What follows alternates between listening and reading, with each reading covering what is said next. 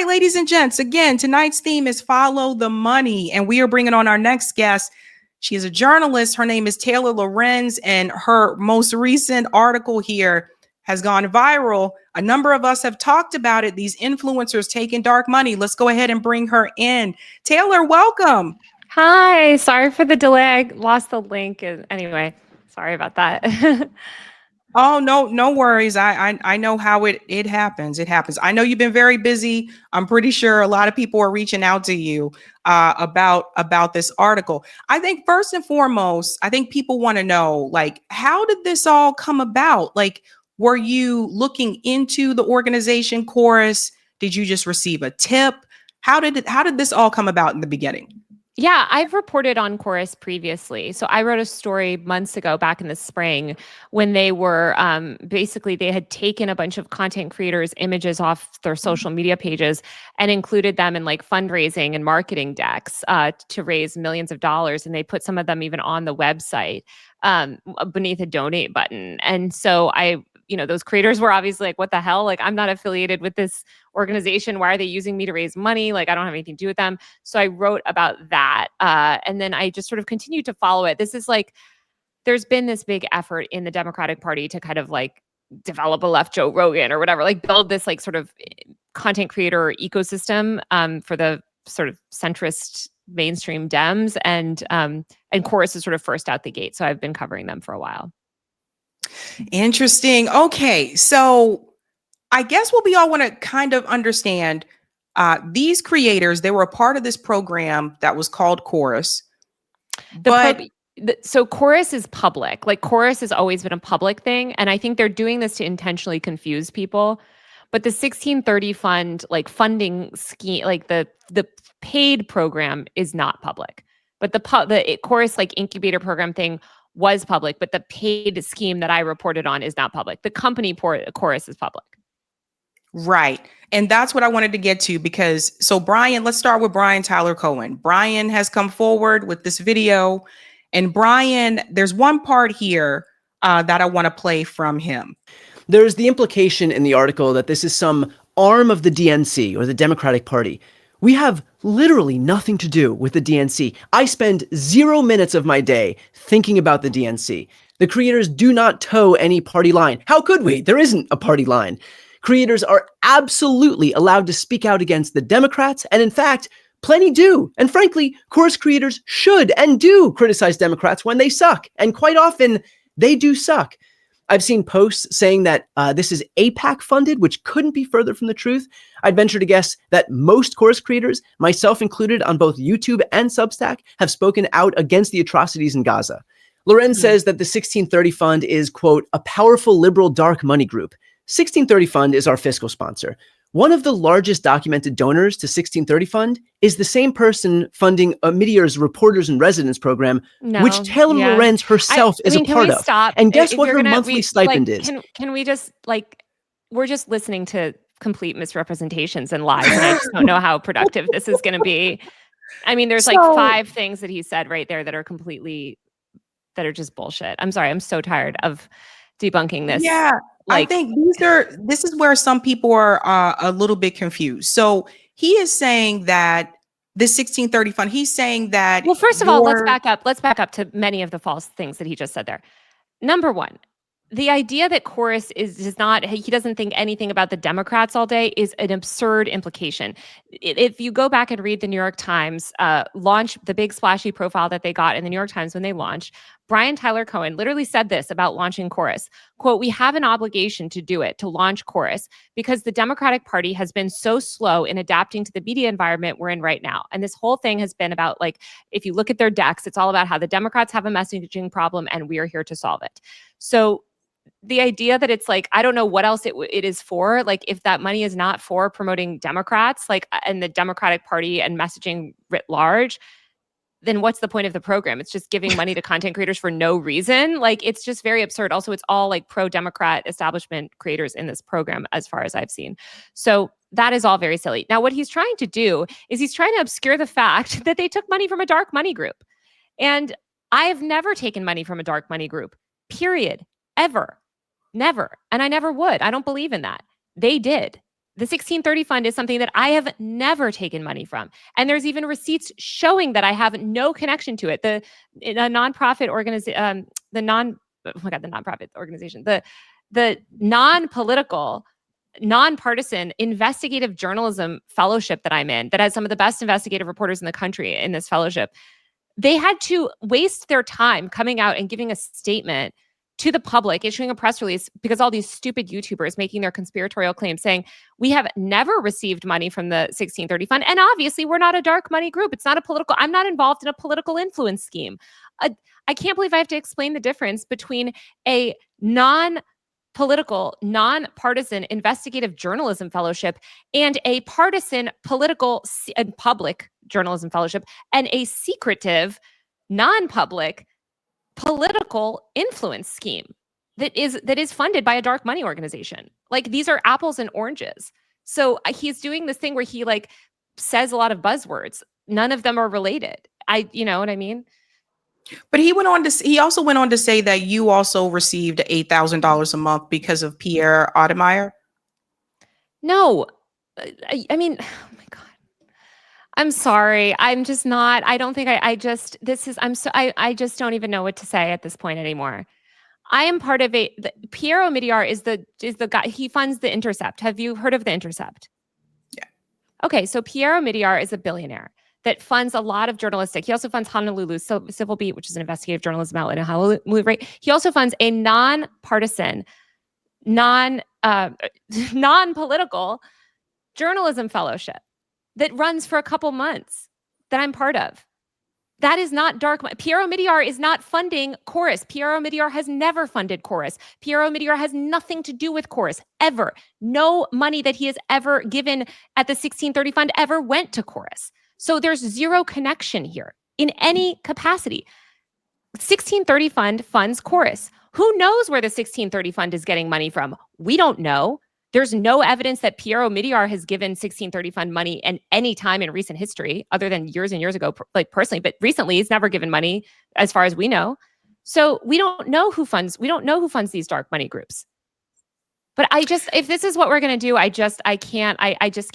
this is a huge waste of time. Like, I'm just. Well, I was just asking to give you a chance to respond to that, because But once you're responding to these conspiracy theories like this, it validates them. And that's what's really frustrating to me, is rather than focus on the facts of my reporting, which are not disputed, there are no corrections on my story. Zero. They are trying to intentionally confuse people who don't know anything about dark money and don't know anything by making these ridiculous claims about an investigative journalism fellowship that has nothing to do with politics. Zero. That's the point I was going to get to, is the dark money.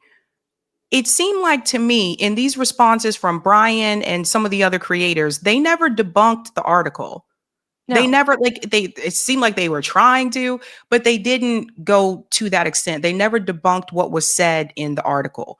And that is something I think that is very telling. And I think even for me, what I said is that, look, however you choose to be as a media person is totally up to you.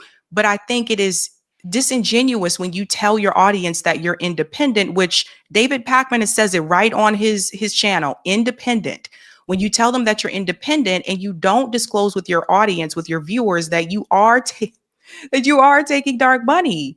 Like, I think that's really important. And I'm hearing all these excuses come from, well, not all of them, but some of these creators, instead of like just answering the question. And I want to show people, even on the website, on the Chorus website, it talks about the benefits, etc. When it says who funds, this could be anything, because it says Chorus is a 501c4 nonprofit organization with grassroots support from over 5,000 individuals since launching in December of 2024. But to the point, I think that you're making, it doesn't say 1630. The 1630 fund is a dark money fund behind that is Chorus is described in the contracts that we have as a project of the 1630 fund. I cannot reiterate this enough. I have zero financial ties or any ties to the 1630 fund. If I had any financial ties to the 1630 fund, that would have had to be disclosed in the Wired article. So what they're trying to do is they're trying to confuse people and lead them down this weird conspiracy rabbit hole where it's like, well, red is blue and blue is green, and that's connected to this. And that means Taylor, her journalism fellowship is actually basically the same as a political dark money scheme. Craziness. Like it, I don't even know what to say other than like it's so absurd. And I'm sorry to like come out the gate so frustrated. It's just that like I feel so horrified by the damage that they've done to journalism and to Wired and to this phenomenal investigative journalism fellowship that supports journalism that holds power to account. I think that it is just appalling. And so it's just, it's just like, I'm not mad at you. I'm like mad at like the fact that they continue to do this.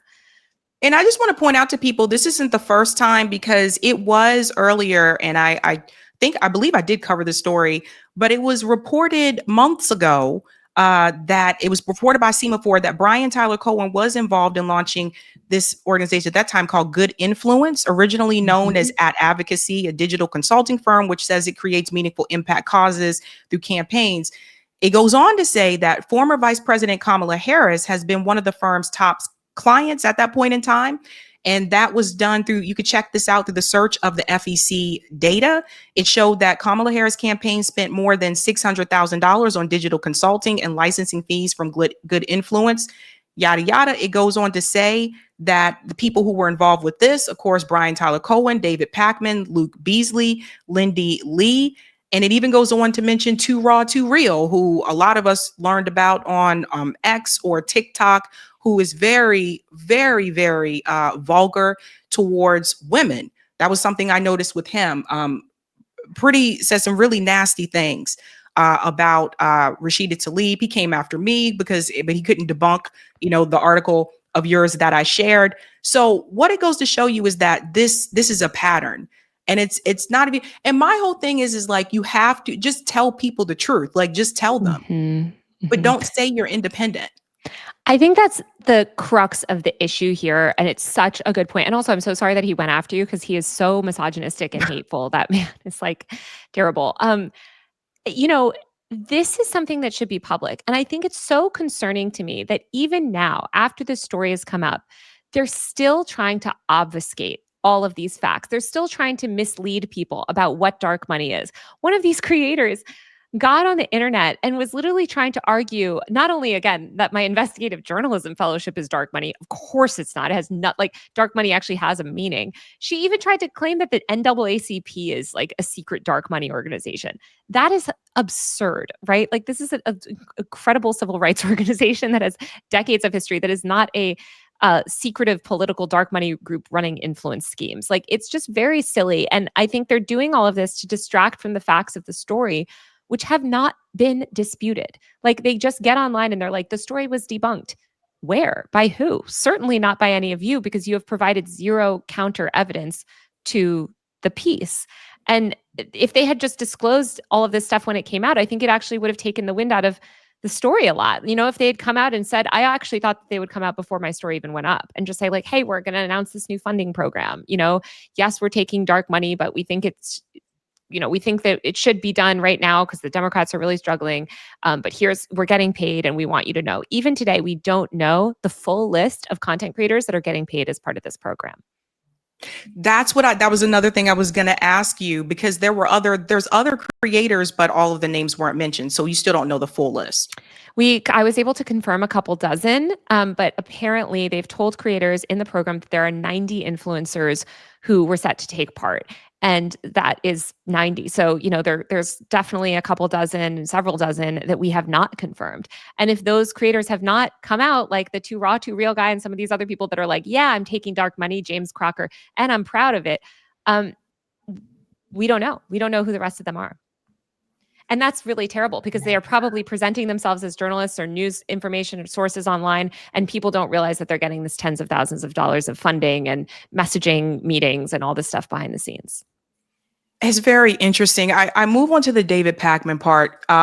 For those who have not seen this, and I think most of you on the show have not, David Pakman has taken this to a whole different level, and this is very concerning, I think, for anybody in any type of media. He has taken it to this length. Everyone listen to this. Well, I hate to start a show like this, but I do have to talk today about a defamation lawsuit. After Wired published a piece last week that made a number of untrue allegations and implications about me and other creators, claiming I'm taking money in exchange for letting someone dictate the content of this show or restrict what I'm talking about, and many other claims and implications.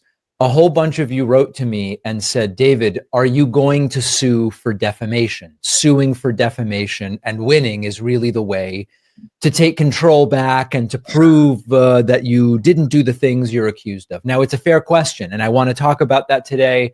I didn't even plan on mentioning this entire fiasco again, but it really has taken on a life of its own. Over the last few days, I've consulted with some of the top defamation attorneys in the country, lawyers who have won some of the largest verdicts, I think, in U.S. history. And I've been advised this could take 6 figures in legal fees just to get to the end without even a guarantee of getting the money back, right? I am not litigious by nature. I think all of you know that. I've never sued anybody. It would be stressful. It would be time consuming.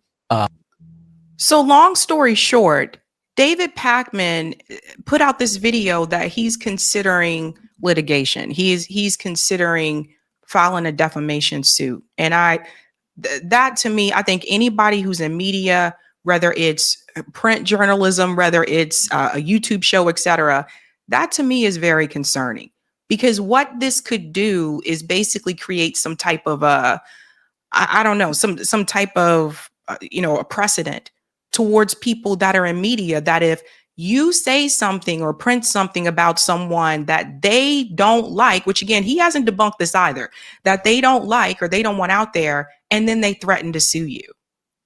Well, it's even worse. I've been sued multiple times for defamation. And of course, the lawsuits are always thrown out or they lose. But we know that billionaires and millionaires fund these lawsuits against journalists, knowing that they're going to lose in order to discredit them. And throughout the whole lawsuit, which again, they know they're going to lose because they've never disproven a word of the story, they will go on a media tour talking about how this journalist is a liar and attacking me. It's basically a smear campaign.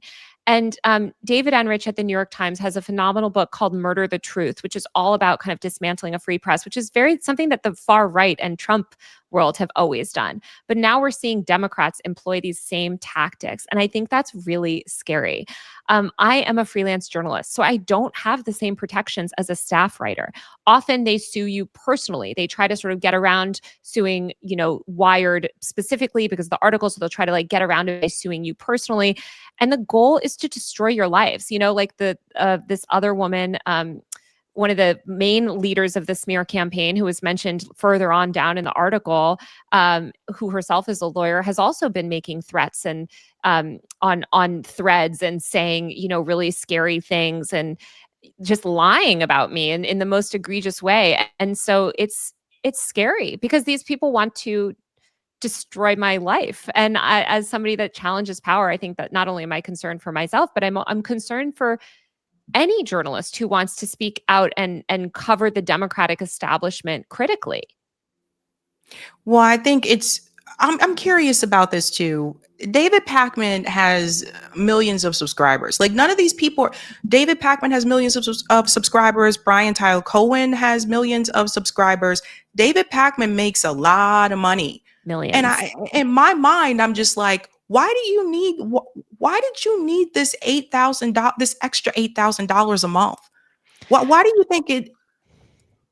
I think it's about access. If you look at these people, Brian Tyler Cohen had some lawmaker write the foreword to his book, these are people that are invited to these White House affairs, under the Democrat, under Biden, right? They're taking selfies with Democratic lawmaker leaders. And I think that they're fundamentally kind of interested in access and interested in power. And a lot of people will do a lot of things to get adjacency to power. And they'll participate or they'll do these programs or they'll sort of join up things that you're right. It's not that much money compared to what they're making. It's a lot of money for a freelance journalist, but like for a big time YouTuber, like it's a drop in the bucket. But I think it's about adjacency to power and adjacency and access to these establishment leaders. Interesting. It's really, and I want people to understand this too. When I was talking about following the money, David Pakman has like a lot of sponsorships too. It's not even just this $8,000 a month. He has a lot of sponsorships. In fact, one of them reached out, and this isn't the only one, but I wanted to show you guys this to prove a point because they mention him. I don't know if I can make this bigger. It's big, you guys. They mention his name as if I guess that would have swayed me in one way or the other. But they basically, long story short, they said, "Hi, I'm so-and-so. I'm on the team at Thought Leaders, a YouTube sponsorship agency and platform, yada, yada, yada. For background, Chapter is an unbiased Medicare advisor. As a result of their approach, they're now the most highly valued Medicare advisor." And look at who they mention. Chapter partners with trusted creators like Dave Ramsey, David Pakman, and Hugh Hewitt on educational content, yada, yada, yada. Would you be available for a brief call? So this is one of those sponsorship emails. Wow. And this is what I was telling my viewers. I get them every week. Sometimes it's like all these different like companies, but they mentioned his name. And this isn't the first time I've received one that said David Pakman is one of our such and such. So, you know, I think you're right about having that access to power because, like I said, he doesn't need the money. And it seems like he wants to be a part of that circle. Yeah. And I think a lot of people do a lot of things to maintain access and they won't criticize people. Like, especially when we look at the Democrats and how they respond to criticism, they, according to my reporting, have really shut content creators who do criticize the Democratic establishment out.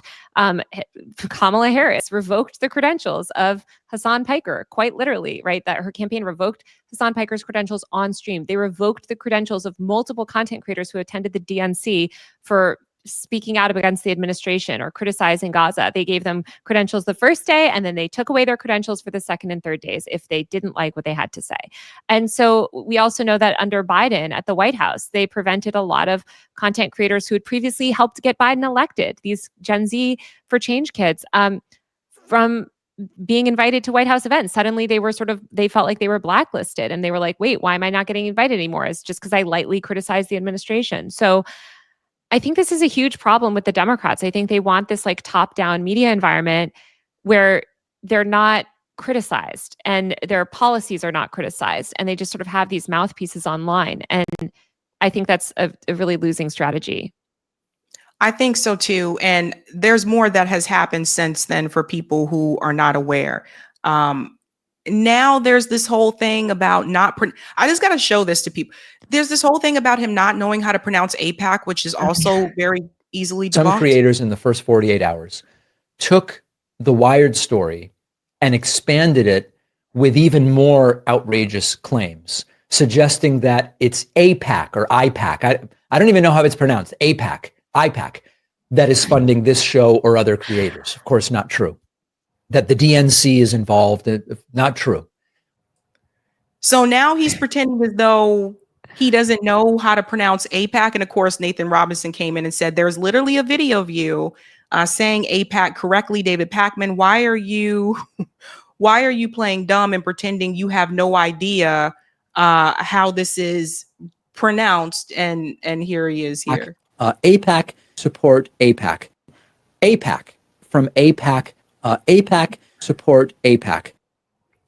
I just don't like it's so I feel like he has gone above and beyond and it's making him look worse because like in my opinion, I'm like, I feel like he has started to crash out. There was something else that Nathan Robinson mentioned. I don't know if everybody saw this as well.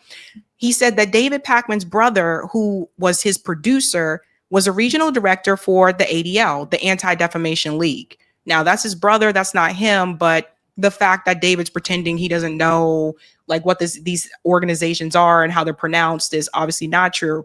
But the last part about this is that now this is where I feel like the crash out has begun. Because of that article, he is now saying that the entire problem is the left. Have not changed in terms of my views. What has changed, as I pointed out yesterday, is I no longer believe we are all part of the same movement. There's the governance focused, big tent, win elections and pass laws left. That's where I am. And then there's this purity test left. The ones who don't really care if we lose and sometimes seem to like it so they can say, I told you so, as long as they feel morally untainted. They treat compromise as corruption. They think we need a better media ecosystem must mean install CIA approved thought leaders or something like that. So maybe we were never really part of the same movement. If I've been red pilled about anything, maybe it's that. We overlapped when convenient and that was it. But I'm not getting red pilled. I'm done pretending that everyone with a left wing label is on the same page. You can stand for progress in a lot of different ways. You can want change without torching everyone who's only 98% on your side. But no, I am not having a political awakening. I am not the next Dave Rubin. None of that is happening. This is how far he has taken it. It's so crazy to me. I'm so shocked by their reaction because I'll tell you, like when I've worked on the story for a couple months, we have so much, like I said, we have like Zoom call, or I said this in the story, we have like Zoom call recordings, text message recordings, leaked internal emails, multiple copies of the contract. Like we have so much reporting material that this story is based on.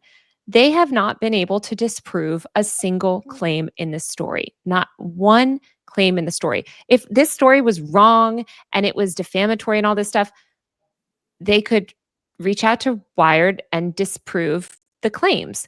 Now they have reached out, but they haven't disproven a single claim. And they could post the contract online if they feel like I grossly misrepresented this contract that they shared. Share it online. See what it says. The very little bits that some of them have shared actually confirm our reporting. So I think it's just like very telling that like instead of just admitting like, guys, listen, I did take dark money. Here's why. Here's my thinking. I wish it didn't come out this way. I wanted to disclose it. Here's why I didn't disclose it. Whatever. I think it would have just like moved on. But they're on week 2 of a crash out after a 3-day weekend, going ballistic, making all these conspiracy theories about me and my like silly little, like not silly, but like investigative journalism program or whatever, you know what I mean? Like, and calling me a secret MAGA Republican, just all these absurd things, and saying they left the left as if like, it's all just it's very like, I learned the phrase, I don't know, a little while ago of like hit dogs hollering. And I think of it so often now when I see stuff like this, where I'm like, it's made me question, it's made me want to look into the group even more. And I think other journalists are feeling the same way because we're like, what are you guys hiding? Like what? Clearly we hit a nerve, and it makes us wonder what else we could find with some digging. And I think the idea too is one of the things that Brian Tyler Cohen said is that the right, well, actually both of them said this, Brian and David, is that the right has a lot of money. We all know this. We've been aware of this for years, but I think again, the problem is the fact that you didn't disclose it. Yes. And many of us are sitting back and we're looking like, you have all these patrons, you're making a lot like on YouTube and in other places as well. David Pakman at one point had a Roku channel, from what I remember.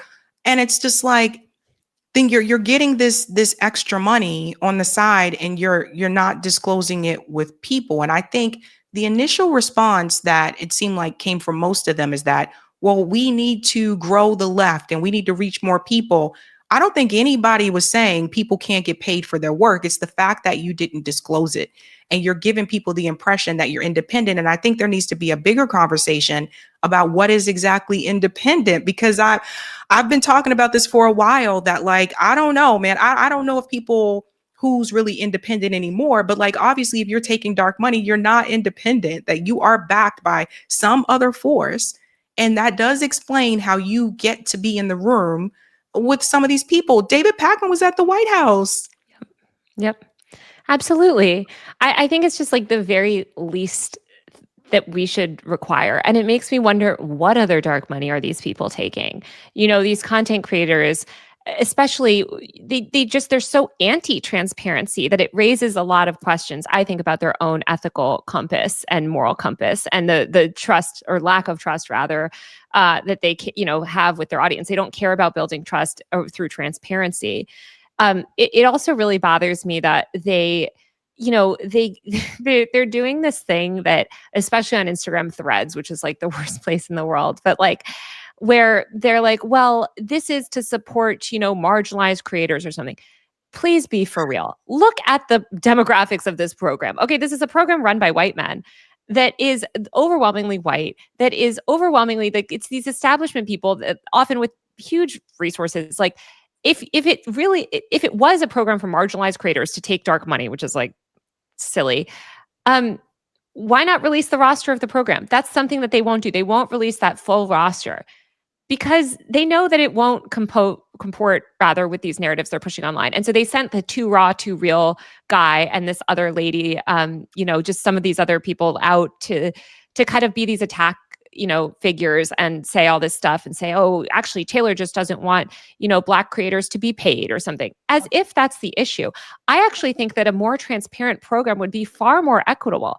I heard from a lot of independent creators, marginalized creators of various identities that were like, I didn't even know about this program. I actually might have applied because I'm barely struggling.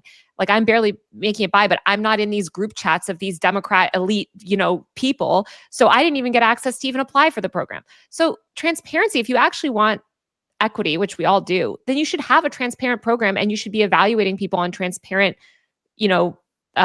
methods. Like you should be open about like, hey, here's what we're looking for in these types of creators. Here's what it would be, and make it all open and public.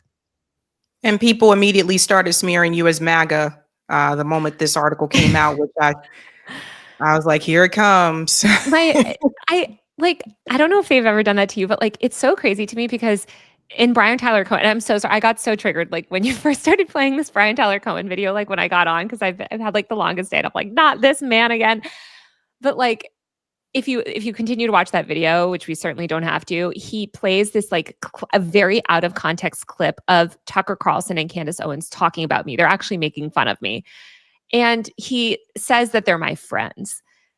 Tucker Carlson instigated such a vicious harassment campaign against me that there is a literal NYU case study about it. An entire nonprofit also produced an entire case study on that harassment. My parents were swatted repeatedly because of him. My entire family has suffered consequences as a result of his harassment campaign and my critical reporting on all of these right-wing figures. That's like something I'm mainly known for, is like criticizing the right. So I just need these people to realize that some people are not like, just because you're not a centrist establishment Democrat defender does not mean you're MAGA. And it's such a bad faith thing to paint me that way. Yeah. They did that to many of us that wanted to support Jill Stein. They did that to many of us. They said that we were MAGA. Quick question here from Danny. This is a good one. Did Taylor reach out to Pakman for a comment before publishing? Of course. We reached out to all of them multiple times. I sent very in detailed messages to 1630 Fund and Chorus and every single creator in the article. I said, here's what's going to be mentioned in the article. We are reporting in this article that you're receiving $8,000 per month. I spoke to several of these creators on background before, or, off the record rather, like before the story went out, to say, hey, heads up, this is what you're this is what's going to come out about you. Do you want to include comment? Do you have anything? So they've known for weeks and weeks and weeks exactly what's in this article. And they didn't disprove it before it went live, and they have not disproven it after. Instead, they've just done a bunch of personal attacks and conspiracy theories. And they did not get out in front of that. That's why I'm so like, I cannot stop like wondering why, because I thought that the minute that I reached out for comment like a month ago, I thought they would call up the Washington Post or the New York Times, which gave them this, very positive profile like months ago, and say, hey, we have an exciting new funding program that we'd love to announce with you guys. We'll give you access to the creators. We want to fund creators, and we have this program, and we're just so excited to announce it. So that's why we want to announce it with you. That would have, first of all, any of those mainstream media orgs would have happily done that write-up, and that would have completely cut off my story. But they didn't do that. And even now, that's what I'm saying about them lacking transparency. Even now, they're doubling down on not disclosing. And so that just makes me wonder, like the reporter brain in me of like, what else? Why? Like, why are they so focused on maintaining this secrecy around this payment scheme and the structure and the funding mechanisms in 1630? Like, what is it? Because it just seems very strange. Well, there was another thing too that really stood out to me. It's who they reached out to and what they all have in common. And I did notice from the ones that were named, all of them have been, for the most part, despite what Brian said in that video, pretty silent on Gaza, and very, very pro-Israel. At least I remember when David did talk about it, he was definitely defending Israel right out from the gate. That was something they all have in common. I remember Too Raw, Too Real was, again, like I said, it made some very nasty comments towards Rashida Tlaib when she was speaking out in defense of Gaza. And they were, basically Too Raw, Too Real in particular was mocking other people who said, hey, like stop the slaughter in Gaza. So it seemed like the one thing they all had in common is that they were either pro-Israel or they rarely talked about what was happening in Gaza. I think, there's 2 points that I want to make on that. Like, number one, I did take note that in Brian's video, he said the atrocities in Gaza. He did not say the genocide in Gaza, which is what it is. So I do think even in his debunk video, he's still couching it as, just these sort of vague atrocities. I don't know, like our story does not say anything about Israel or AIPAC actually, despite the fact that they're claiming like we don't report any of that. But I know that this is clearly a sticking point for them online. And what I would say to them is that if you don't want people drawing these conclusions, looking at the creators that have come out in this program and drawing conclusions, then release the full roster. Maybe there's 30 other creators in your program that are super leftist and have been super outspoken and involved in anti-genocide, protests. Where are they? Like, release the roster and then we can have a fuller picture of the program. But until then, I think it's completely natural for people to look at the list of content creators and look at the people who have been revealed and say, what do they have in common? Like, what issues have they all spoken about? What issues have they not all spoken about? How are they talking about specific issues and drawing their own conclusions? So again, the answer to all of this is more transparency. Why can't they just be transparent the same way that I would say many of the right content creators are? Because they don't hide that they're aligned with a billionaire or anything like that. At least the conservative commentators like Ben Shapiro, Candace Owens, et cetera, like they just don't hide that information. Why do you feel they're not willing to be transparent about that? It's very weird. I mean, Tina Nguyen, who is a phenomenal reporter at The Verge, published a really great piece earlier this week, and she did this conversation with Mia Sato, who's another great reporter at The Verge. Both of them cover the influencer industry. And Tina, who was actually in a right-wing media program herself in college and then got de-radicalized, wrote about how like the thing is like the Turning Point USA model like is very public. Like when you're a Turning Point USA ambassador or whatever, like you're putting that in your bio. It's this public thing. They have these big public events, like they have America Fest or whatever. Like, and that is part of the appeal is like, hey, we're building this mass movement and we want you to join it. Instead, Chorus is like operating in the shadows and kind of not like, and I'm not saying Chorus, which has always had a public facing website. I'm saying like these programs, like there's not clear information around these programs. And I just think it's a huge mistake. And I don't know why they're being so secretive. Even now, I don't know why, for instance, on their website, they have all these like vague things and why they still refuse to confirm the realities of my reporting and sort of keep making these weird personal attacks instead of saying like, admitting that like the crux of the story is true, which is that they took money without disclosing it. And that's a problem for our political media space. Yeah, I try to tell people just because someone's on YouTube and does political commentary doesn't mean that they're independent. And I don't know. I think sadly, a lot of people assume that. I know I used to assume that back in the day before I started the show. But as time goes on, you start to see like more and more things are being revealed. And it's just, this is why I think this was so disturbing to me. There's already corporate media. We already have to fight against CNN, MSNBC, and Fox News. And they have a certain set like talking points that they have that you just know you're going to get from corporate media. Well, people kind of turn to YouTube media to get a different perspective, or maybe to hear something that corporate media is not telling them. And we know that corporate media, they're all bought and paid for. And then you look at the creators who said that they were independent on YouTube, and then it comes to find out they're not independent.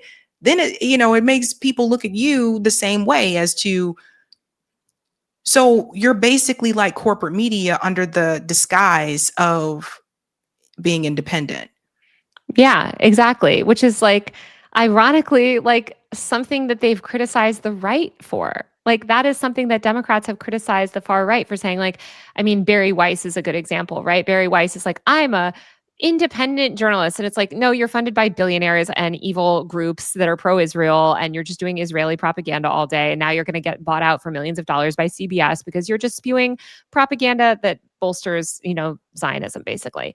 And so that the Democrats, or rather the left, has always criticized the right for that. And now these Democrats are like going to do the same thing. It's very ridiculous. And I just think it's a huge missed opportunity. What we should do, especially now that there's so many other groups like Chorus cropping up on the Democrat side, because they realize that they've completely abdicated the internet for like multiple election cycles.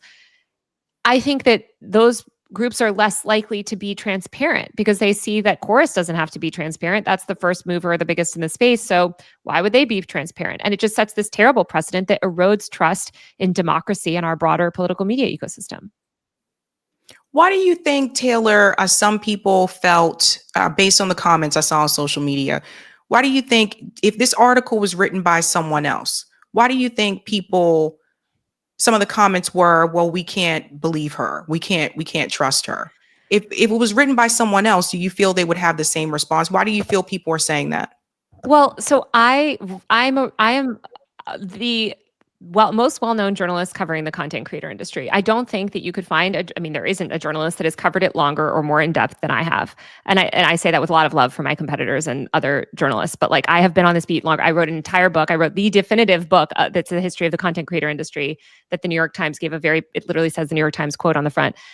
So, because of that, I've done a lot of things, right? I've exposed massive content creators like sexual assault in Jake Paul's content house. I've revealed, Mr. Beast doing sort of exploiting his workers years before that all came out publicly on YouTube. I exposed the identity of libs of TikTok, this horrible right-wing influencer troll. Like I've done a lot of really critical reporting.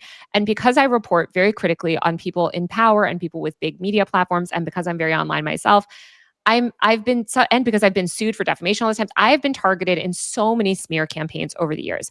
And the smear campaigns just pile up, and you'll see this nonsense come out in moments like this, where people will say like, well, I heard she's been fired from every job she's ever worked at or something. Of course, a complete lie. Like it's to the point when I leave my jobs, I have to like get a statement, just like being like, guys, I'm sorry, I'm quitting to do whatever, but like, I need you guys to just give a statement that because like people online are going to make these claims, or, I heard she's a secret Republican, or I heard like these smears kind of build over time. And the goal is to discredit journalists. There's a reason that they want to discredit the most high profile, well-known, well-sourced journalist covering online influencers in the year 2025, when online influence is one of the most powerful political tools of our time, because they don't want accountability. And when you see these people in the comments online saying, oh, you can't trust Taylor Lorenz, you're feeding into that campaign, which is a fundamentally right-wing campaign, by the way, because it's mostly right-wingers that are doing that. Like they don't want the critical reporting on libs of TikTok or these shady dark money groups or the surveillance technology stuff that I report on. Like that is the type of reporting that they want to shut down. And it's a shame. I don't know what to say to them other than like, stop believing everything that you see online. That's a huge part of the problem, is that you guys are just listening to TikTok content creators fill your brains with slop, and you're just believing everything that they claim. Have any of them reached out to you since the article was published? Yeah, I have heard from a couple of them. Obviously, we've been in touch with our sources, and we had sources within the program. I've seen the group chats that they're all planning the smear campaign against me, where they're in these group chats, orchestrating harassment, planning, how they're going to spin it. it's just gross to see. And the people that have reached out are mostly like, trying to justify it to me or whatever, which they don't need to. It is what it is. I'm not passing moral judgment on them. I'm just reporting this story out. And Wired has editorial standards. It's not my personal blog, like this is like I say our story because I'm not the only one that worked on this story. I'm the writer on the story. I'm the one that broke the story, but there's a slew of editors that it was legal reviewed. It was fact checked. Like there was a lot that goes into publishing a story like this. Yeah, it's really interesting. This is why I say sometimes like people are fighting against there's a whole machine to this. When Taylor mentioned those group chats, there's a whole machine. Like when they throw like smears and stuff at people or they throw the attacks, like we all saw this like last year with Jill Stein, how everybody had the same PR talking point and all those attacks just went out. It really is like a well-oiled machine. And Sabrina, I have had, I'm so sorry to interrupt, but it's like this type of smear campaign has been happening since Charlottesville for me. So since 2017, that's when it started, most of it. I have had people run Facebook ads against me. I have had people leverage bot networks to mass message hundreds of thousands of accounts with lies about me, claiming I'm fired from my job, claiming all this nonsense. I've had people write fake AI-generated SEO smear articles about me. I've had a campaign to manipulate my Google results. There are entire hate websites dedicated to me where these people organize. It being targeted in a smear campaign, like it's so hard to overstate. And then you see these people make these comments online and you're like, you fell for this, like you're falling for propaganda basically against a journalist who, whatever, even if I posted something on Twitter that you don't like one time or whatever, like my reporting is solid. I'm a good reporter. And Wired is not, again, like a personal blog. So it's very frustrating to see anybody fall for this. We really need trust in journalists, especially independent journalists, which I am. Like we need to build up journalism, not dismantle it. What's one thing you think you learned from some of the places that you worked at, like the Washington Post? One thing that you learned? I think what I learned working in institutional media, and I never aspired to work, like I started as a blogger and I got into media because I loved the sort of the democratic nature of being able to blog and being able to circumvent these gatekeepers and whatever. And then I sort of ended up in these really old school institutions. And what I learned is like, it's not as nefarious. Like there's that saying of like anything that can be attributed to like incompetence, it's most likely incompetence rather than like malice. Or like I look at some of the really horrible stuff that these news organizations have done and the apologia they've posted for genocide or whatever, and so much of it is just ignorance and incompetence and not even some like evil secret plot. And I worked in a lot of these places where I just was shocked at what they were doing. When I worked in the New York Times newsroom in 2021, for instance, when Biden took office, they misled the public about masking and COVID and manufactured consent for basically forcing everyone back to work without worker protections. And they let the head economist writer write the main morning newsletter, putting out really dangerous health misinformation to tens of millions of people. And I just was like, wow, this is really bad, what these organizations can do. And they produce some amazing journalism, and there are some amazing journalists that still work at these places. But I just realized that like a lot of what they do is really harmful. Taylor, thank you so much. I'm pretty sure you will be on more shows to come. And I wish you the best. Hopefully this works out well. Like I said, David is crashing out. I don't think he's going to move forward with that lawsuit. I think he's just like blowing smoke up people's ass, to be honest with you. But I wish you the best. And like I said, I think you did a great job on this piece. And I think this is something that people needed to know. Well, thank you so much. And thank you for being such a great voice in the independent media landscape, because it's just so hard to like cut through all the noise, and you're doing such great work. And I appreciate you having me on so much. And so yeah, thank you. Thank you so much. Thank you. Bye. Bye. Hey guys, this was a Sabby clip. If you like what you saw, hit that like button and subscribe.